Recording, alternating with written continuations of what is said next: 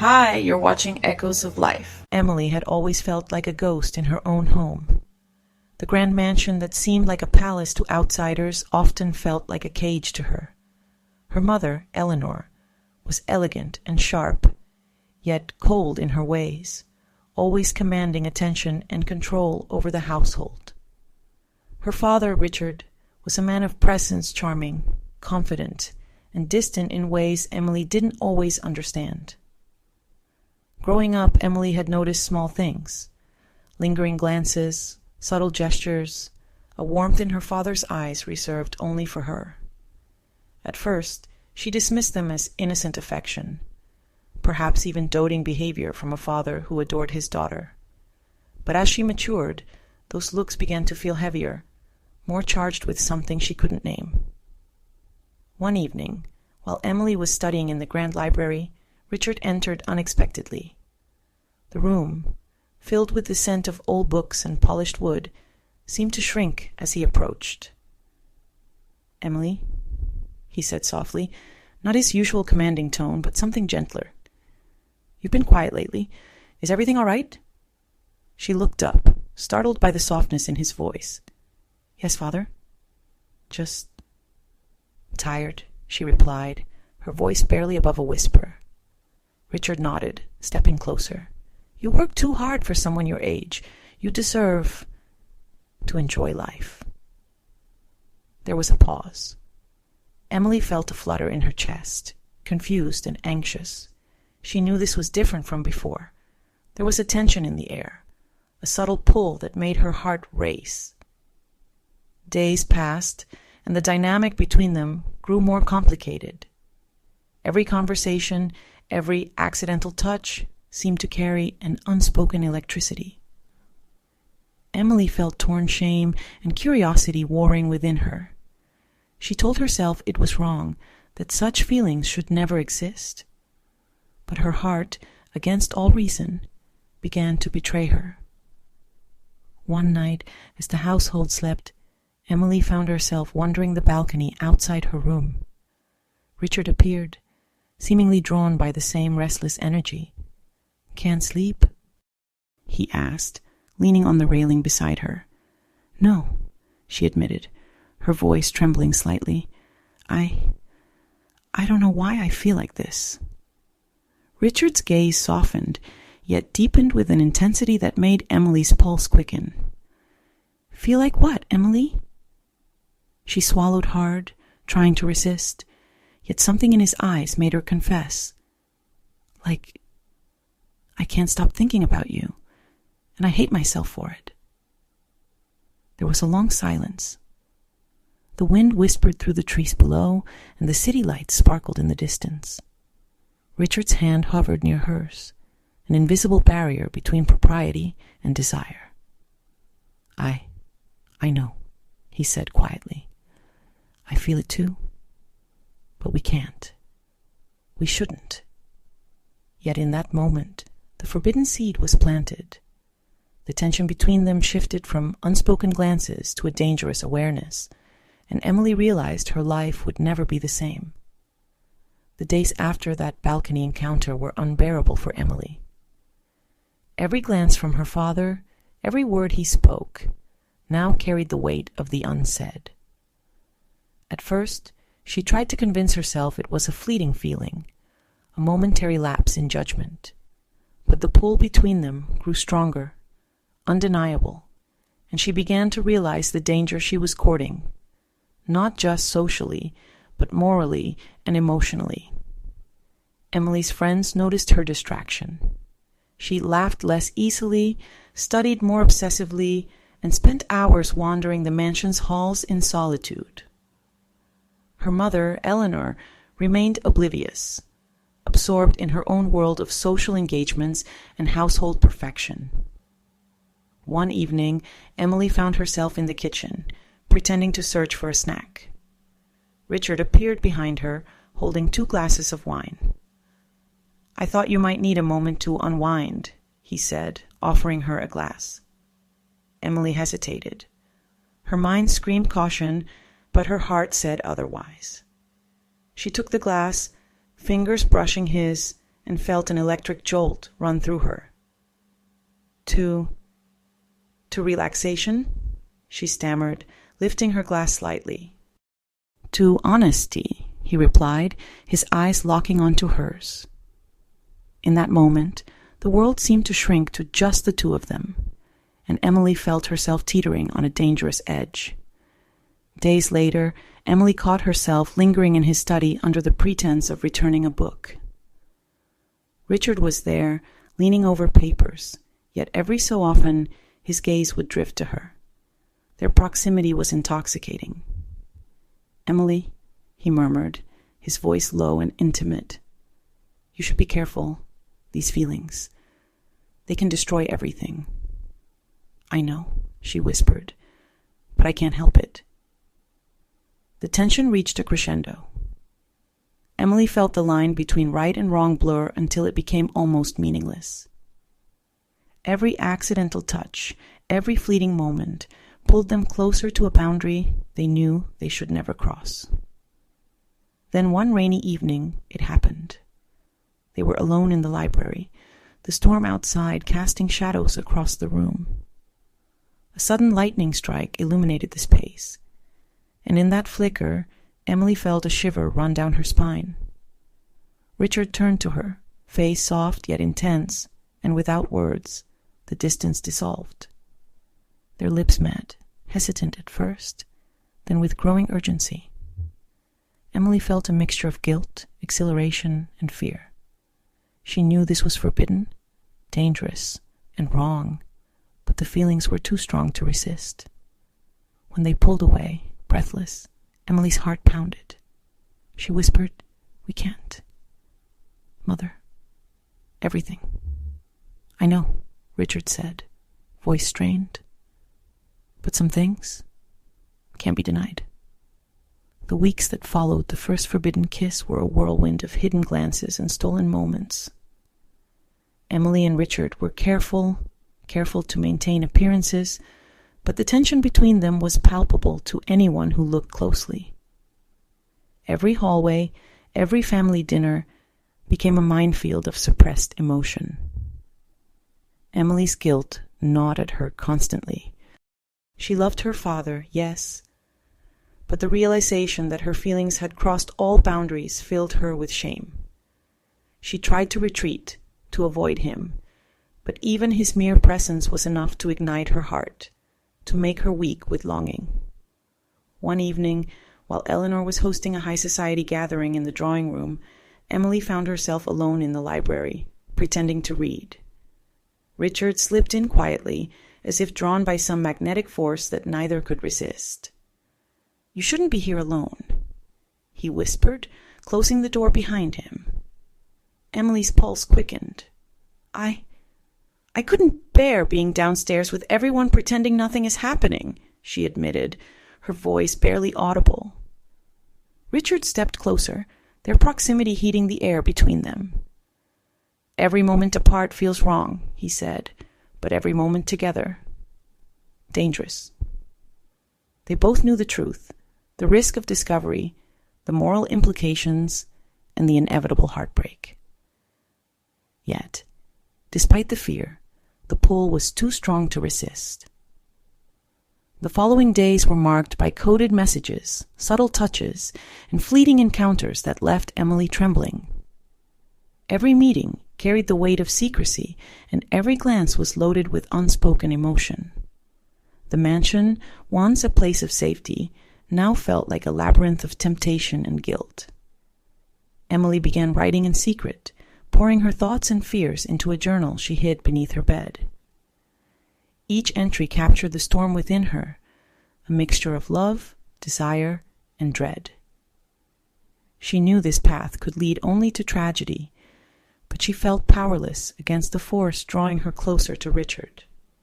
One rainy afternoon, Eleanor noticed Emily's distraction. "You've been distant," she remarked sharply. "What occupies your mind so thoroughly?" Emily forced a smile. "Just school and books, Mother," she said, hiding the turmoil in her heart. Eleanor's eyes narrowed slightly, suspicion flickering, but she said nothing further. The secret remained intact, but the tension grew heavier. By now, Emily's friends had begun to sense the change in her demeanor. She laughed less, studied more, and her eyes held a distant sadness that no one could fully understand. Only Richard knew the truth, and that knowledge both thrilled and terrified her.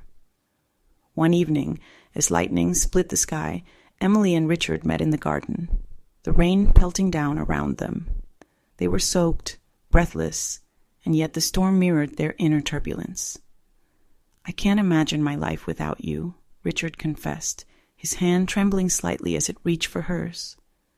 Emily felt the weight of the moment pressing down on her. "Nor can I," she whispered. "But we're playing with fire. If Mother finds out—" "I know," he said softly, "but some things cannot be controlled. Love, desire. It finds a way, no matter the consequences." Autumn had begun to paint the mansion's gardens in shades of gold and crimson, but the beauty outside could not calm the storm raging within Emily. Every day felt like a delicate balancing act between her forbidden desires and the guilt clawing at her heart. She tried to immerse herself in schoolwork, in hobbies, but nothing could distract her from the truth she and her father shared in secret. Richard, too, felt the growing weight of their actions. His charm remained flawless in public, but behind closed doors he was increasingly tense. The thrill of their illicit relationship was tempered by fear, the fear of discovery, the fear of losing everything. One afternoon, Eleanor noticed a subtle change. Emily had returned from a walk in the gardens, hair damp from a sudden drizzle, her cheeks flushed, not from the cold, but from some invisible fire burning within her. Eleanor's sharp eyes caught the tremor of guilt in her daughter's expression. "Emily," Eleanor said gently, "there is something you're hiding from me, isn't there?" Emily's heart skipped a beat. She forced a casual smile. "Mother, it's nothing, just the weather and a long walk." Eleanor studied her gaze piercing. "You know, secrets rarely stay buried for long. I hope you understand the consequences of hiding things in this house." Emily nodded, forcing her composure, but the unease inside her deepened. Eleanor's suspicions were growing, and every step she took from now on carried the risk of exposure. That evening, Emily met Richard in the study, seeking comfort in the only place that felt safe. "You felt her suspicion," he said quietly, closing the door behind them. "We need to be more careful." Emily shivered. "I know, but hiding, it's like living in a cage." Richard stepped closer, taking her hands in his. "I feel it too. But we must be cautious. One wrong move, and everything we've shared will come crashing down." They embraced silently, the warmth between them, both a blessing and a curse. Every heartbeat was a reminder of the dangerous line they had crossed, a line that could destroy their family if ever revealed. A few days later, an unexpected incident in the household raised the stakes further. Emily's younger brother, James, had accidentally wandered into the library while Emily and Richard were talking. Though he saw nothing explicit, the intensity in the room was enough to unsettle him. He said nothing, but his puzzled and worried expressions did not go unnoticed. Emily's heart pounded. "He mustn't suspect," she whispered to Richard that night. "If James ever tells Mother—" Richard nodded gravely. "We cannot afford mistakes. We need to think ahead, plan each encounter. The consequences are too great." Despite the warnings and heightened caution, their feelings continued to grow stronger. Every glance, every touch, every shared secret deepened the bond, making it harder to resist the temptation. Emily was torn between passion and morality, desire and guilt, love and betrayal. One night, as the wind howled outside and the mansion settled into silence, They found themselves again on the balcony overlooking the gardens. The golden leaves stirred in the wind, reflecting the inner turmoil of their hearts. "I don't know how long we can keep this a secret," Emily whispered, her voice trembling. "As long as we must," Richard replied. "But perhaps some things are worth the risk." The tension in the mansion had reached an almost unbearable level. Emily moved carefully through every room, aware of the eyes that might be watching, of the whispers that could carry secrets too far. Her forbidden love for her father was no longer a fleeting feeling. It had become a consuming force, one that colored every thought, every glance, every heartbeat. Richard, for his part, was equally aware of the stakes. Every gesture had to be measured, every word chosen with care. The thrill of the affair was matched by the constant fear of discovery. Each time they touched, it was with both longing and restraint, a delicate balance on the knife edge of scandal. One evening, while Eleanor was preparing for a charity gala, Emily and Richard found themselves alone in the study again. The room was dimly lit, shadows dancing on the walls, and the air was thick with unspoken emotion. "Emily," Richard whispered, his voice low and intense, "we are dancing on a dangerous edge. One misstep." "I know," Emily murmured, her heart pounding, "but I can't stop. I don't want to stop." The words hung between them, heavy with consequence. Every moment together was both ecstasy and risk, and the weight of secrecy pressed down upon them. The next few days were a mixture of stolen moments and silent terror. Emily tried to focus on her studies, on friends, on the routines of daily life, but her mind always drifted to Richard. Their interactions were like magnets, drawing them together despite the knowledge of what was at stake. Then came the first tangible threat. James, Emily's younger brother, began to ask pointed questions about why Emily and Richard spent so much time together, why Emily seemed so distracted, so secretive. His innocent curiosity was dangerous. It was a mirror reflecting the fragility of their secrecy. Emily felt a cold shiver every time he looked at her, realizing that the smallest slip could unravel everything. One night, in a moment of desperation, Emily and Richard met in the greenhouse, a secluded corner of the estate. The scent of wet earth and blooming flowers masked their whispers, but did not mask the electric charge between them. "We can't continue like this forever," Richard said, taking her hands in his. "The closer we get, the greater the danger. And soon, someone will find out." "I don't care," Emily replied fiercely. "I love you. I can't live without this, without you." Richard's expression softened, but the shadows of doubt clouded his eyes. Love cannot protect us from the consequences of our choices. Their embrace was desperate, laden with both passion and fear. In that moment, the greenhouse became both sanctuary and prison, a place where love flourished and yet threatened to destroy everything. The mansion, once a place of comfort and routine, now felt like a trap. Every room echoed with tension, every shadow seemed to watch, and every glance carried a hidden meaning. Emily knew that the web she and Richard had woven was unraveling, and that the inevitable moment of truth was drawing near.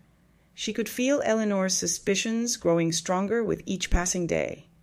Her mother's sharp eyes noticed the smallest inconsistencies, the lingering glances, the hurried retreats, the whispered phone calls.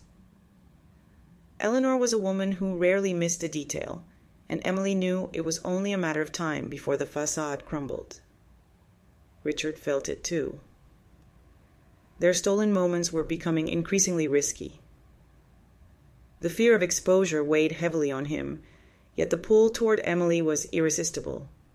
Every embrace, every kiss, every whispered word of affection was a step closer to disaster. But neither could resist the gravity between them. One afternoon, Emily found herself alone in the attic, sorting through old family photographs to distract herself. Richard entered quietly, his presence warm yet charged with tension. "Emily," he said softly, "we cannot continue like this. The walls have ears and hearts have eyes. One wrong move."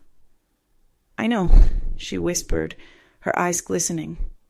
"But I can't stop. I don't want to stop. I love you too much."